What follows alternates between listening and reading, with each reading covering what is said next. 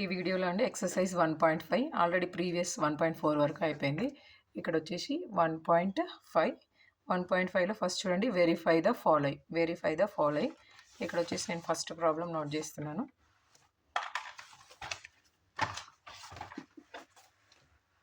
Verify the ఫాలోయింగ్లో first problem వచ్చేసి 18 into 7 plus minus 3 is equal to 18 into 7 plus 18 into minus 3. 18 into minus, ఇది వచ్చేసి చూడండి distributive property. ఇది వచ్చేసి డిస్ట్రిబ్యూటివ్ ప్రాపర్టీ. దీన్ని ఎలా చెప్పొచ్చు అంటే a into b plus c is equal to a into b plus a into c. ఇది వచ్చేసి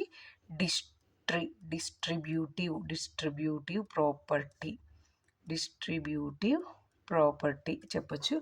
నెక్స్ట్ దీన్ని మనల్ని ఏం చేయమన్నాడు, వెరిఫై చేయమన్నాడు. లెఫ్ట్ ఈజ్ ఈక్వల్ రైట్ అంటే ఈ డిస్ట్రిబ్యూటివ్ ప్రాపర్టీని ఇట్లా ఉన్న సేమ్ ఆన్సర్ వస్తుందని వెరిఫై చేయమని. ఫస్ట్ నేను ఎల్హెచ్ఎస్ సైడ్ తీసుకుంటున్నాను. చూడండి, ఎల్హెచ్ఎస్ వచ్చేసి 18 into 7 plus minus 3. 7 plus minus 3. 18 into 7, ఇక్కడ ప్లస్ ఇంటూ మైనస్ -3. నెక్స్ట్ వచ్చేసి 18 into 4. 18 into 4. 18 4s 72. నెక్స్ట్ చూడండి ఆర్హెచ్ఎస్. ఇక్కడ వచ్చేసి ఆర్హెచ్ఎస్లో ఏముంది, 18 into 7 plus 18 into -3. 18 into -3. ఇక్కడ వచ్చేసి 18 7s అంటే 18 7s మనకి ఎంత వస్తుంది, 126. ఇక్కడ చూడండి మైనస్ ఉంది, ప్లస్ ఇంటూ మైనస్ 18 3s 54. ఇక్కడ వచ్చేసరికి ఆన్సర్ 126 minus 54. 6 minus 4 2, 12 minus 5 7 అంటే 72. ఇక్కడ ఏమైంది, both sides LHS is equal to RHS అంటే డిస్ట్రిబ్యూటివ్ ఇదిలాగున్న సేమ్ ఆన్సర్ అనేది ఇప్పుడు వెరిఫై చేయమన్నా. డిస్ట్రిబ్యూటివ్ ప్రాపర్టీ వెరిఫై అయిపోయింది. నెక్స్ట్ వచ్చేసి సెకండ్ వన్. ఇక్కడ వచ్చేసి second one -21 into -4 plus -6 is equal to -21 into -4 plus -21 into -6. ఇది కూడా డిస్ట్రిబ్యూటివ్ ప్రాపర్టీ. దీన్ని అంటే ఇక్కడ డిస్ట్రిబ్యూటివ్ ప్రాపర్టీ మనకు క్లియర్గా అర్థం అవ్వడం కోసం LHS is equal to RHS prove చేయమని చెప్పాడు. ఇందులో చూద్దాం. మళ్ళీ ఫస్ట్ మనం LHS తీసుకుందాం. LHS వచ్చేసి -21 into -4 plus -6 ఇచ్చాడు. ఇక్కడ చూడండి -21 యాజ్ ఇట్ ఈస్గా -21 రాస్తున్నాను నేను. ఇంటూ ఇక్కడ -4 ప్లస్ ఇంటూ మైనస్ అంటే -4 -6 ఏమవుతుంది, -10 అవుతుంది. -10 అవుతుంది అంటే ఇక్కడ మైనస్ ఇంటూ మైనస్ 21 into 10 210 అవుతుంది. నెక్స్ట్ వచ్చేసి RHS వచ్చేసి -21 into -4 ప్లస్ ఇక్కడ వచ్చేసి -21 into -6. ఇంటీజర్స్ కాబట్టి ఇక్కడ సైన్స్ క్లియర్గా అబ్జర్వ్ చేయాలి. Plus into minus into plus. ఇక్కడ చూడండి -21 into -4 minus into minus plus అవుతుంది. 21 4s 84 plus minus into minus plus 21 6 6 1s 6 6 2s 12 126 అవుతుంది. 126 ఇక్కడ చూడండి 126 ప్లస్ 84 6 4 10 11 1 210. ఇక్కడ చూడండి ఫైనల్గా ఆన్సర్ వచ్చేసి 210. అంటే ఇక్కడ కూడా వెరిఫై అయింది కదా, LHS is equal to RHS. ఇది వెరిఫై చేయమన్నాడు. నెక్స్ట్ వచ్చేసి సెకండ్ బిట్ వచ్చేసి ఇక్కడ సెకండ్ బిట్ ఏమన్నాడు, for any integer A what is -1 into a equal to 2. అంటే సెకండ్ బిట్లో ఫస్ట్ వన్ వచ్చేసి ఏదైనా ఒక ఇంటీజర్ ఏ అయితే వాట్ ఈజ్ -1 into a ఏమవుతుంది అని అడుగుతున్నాడు. -1 ఇంటూ ఇంటీజర్ ఒక ఏ అనేది ఒక ఇంటీజర్ అయితే -1 into a ఏమవుతుంది, -a అవుతుంది. -1 into ఏ ఏమవుతుందంటే -1 అవుతుంది. అంటే దీన్ని ఏమని చెప్పొచ్చు దేనికైనా దీన్ని ఎడిటివ్ ఇన్వర్స్. ఏ ఇంటీజర్ తీసుకున్నా దాన్ని -1తో మల్టిప్లై చేస్తే అదొచ్చేసి ఎడిటివ్ ఇన్వర్స్. అంటే అదే సేమ్ నెంబర్ ఇప్పుడు ఒకవేళ మనం 2 తీసుకున్నాం అనుకోండి, ఇదే సేమ్ నెంబర్‌కి -2 వస్తుంది. -2 వస్తుంది. దీన్ని మనం ఏమంటాం? ఈ 2 అనే నెంబర్‌కి -2ని ఎడిటివ్ ఇన్వర్స్ అంటాం. ఎడిటివ్ ఇన్వర్స్ అని చెప్తాం. ఇది వచ్చేసి first one explanation. Next second one వచ్చేసి సెకండ్ వన్ ఏమిచ్చాడు ఇక్కడ? Determine the integer whose product with -1 is 5 అని అంటున్నాడు. అంటే దేని ప్రొడక్ట్ అంటే హూజ్ ప్రొడక్ట్ అంటే నేను దాన్ని ఇంటీజర్ని ఏమనుకుంటున్నాను ఇక్కడ? ఇంటీజర్ని నేను ఎక్స్ అని అజ్యూమ్ చేసుకుంటున్నాను. నెక్స్ట్ వచ్చేసి ఇక్కడ ఎక్స్ అనే నెంబర్ని -1తో మల్టిప్లై చేస్తే 5 అనే నెంబర్ వచ్చిందంట. అయితే ఆ ఇంటీజర్ ఏంటి చెప్పమంటున్నాడు.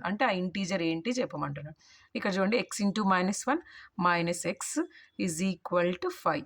అప్పుడు x is equal to minus ఆ సైడ్ వెళ్తే -5. అంటే ఇప్పుడు ఇక్కడ మనకి ఆ ఎక్స్ మనం అజ్యూమ్ చేసుకున్న ఇంటీజర్ ఏమొచ్చింది? -5 వచ్చింది. దీన్ని ఇప్పుడు మనం వెరిఫై చేద్దాం.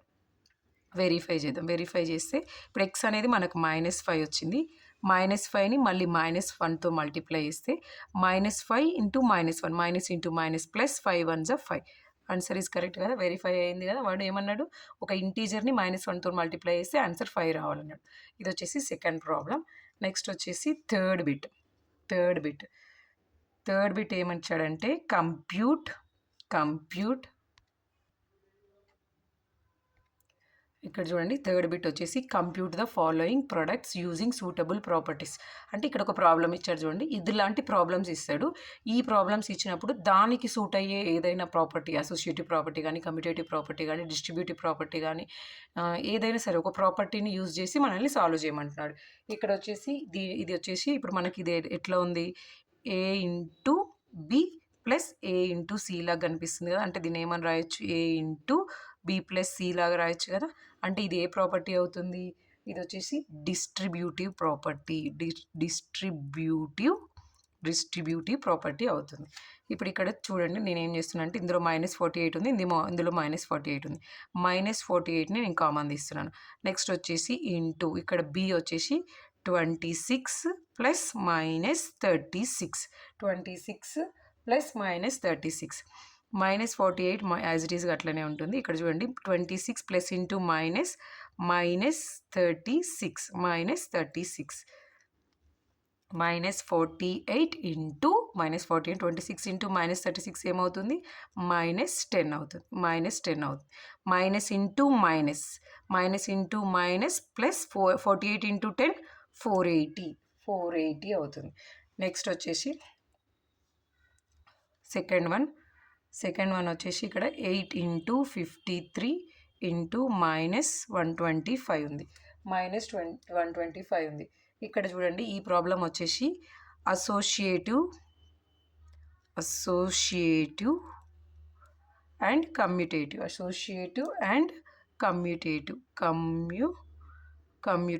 ఎలా అంటే నేను చెప్తాను చూడండి.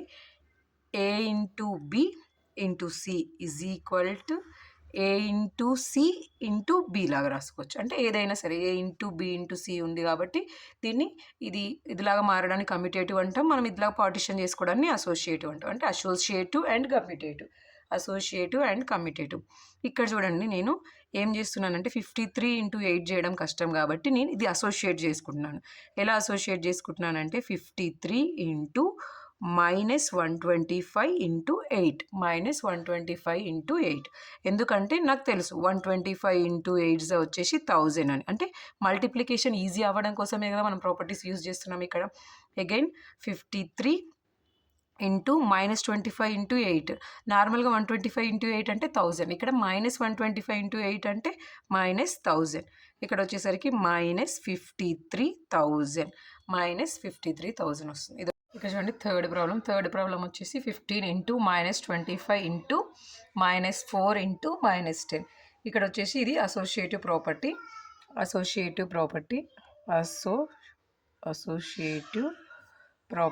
ఇక్కడ అసోసియేటివ్ ప్రాపర్టీ వచ్చేసి ఏంటి అంటే A into B into C ఉంది అనుకోండి.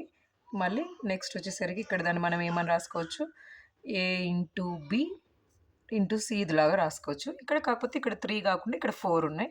ఈ 4లో మనకి ఈజీగా క్యాలిక్యులేషన్ ఉండేలాగా చూసుకొని మనం రాసుకుంటాం అనమాట.